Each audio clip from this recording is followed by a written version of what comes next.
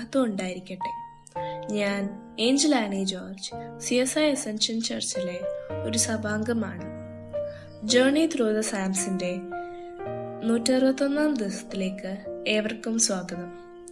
ഇന്ന് നമ്മൾ ചിന്തിക്കുന്ന വേദഭാഗം 90 സങ്കീർത്തനത്തിന്റെ 11 മുതൽ 17 വരെയുള്ള വാക്യങ്ങളാണ്. നമ്മുടെ ദൈവത്തോടുള്ള മോശയുടെ പ്രാർത്ഥനയാണ് ഈ സങ്കീർത്തനം.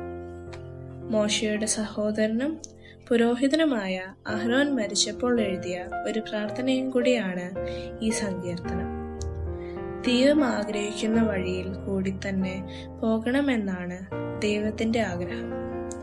ദൈവകോപം എത്രത്തോളമാണെന്ന് മനസ്സിലാക്കാൻ തക്കവണ്ണം ദൈവത്തെങ്കിലേക്ക് മനസ്സ് തുറന്ന് ജ്ഞാനം പ്രാപിക്കാൻ നമ്മുടെ ജീവിതത്തെ ഒരുക്കുക.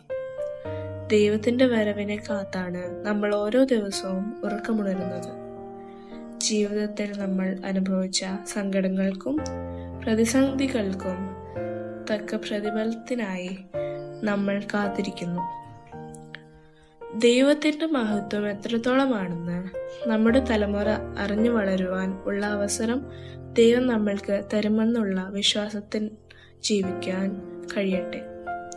നമ്മൾ ചെയ്യുന്ന എല്ലാ പ്രവൃത്തികൾക്കും ഉള്ള മറുപടി ദൈവം നമ്മൾക്ക് തരുമാറാകട്ടെ. പ്രാർത്ഥനയോടും വിശ്വാസത്തോടും സൽപ്രവൃത്തിയോടും കൂടെ ജീവിക്കുവാൻ നമുക്ക് സാധിക്കട്ടെ. എല്ലാവരെയും ദൈവം അനുഗ്രഹിക്കട്ടെ.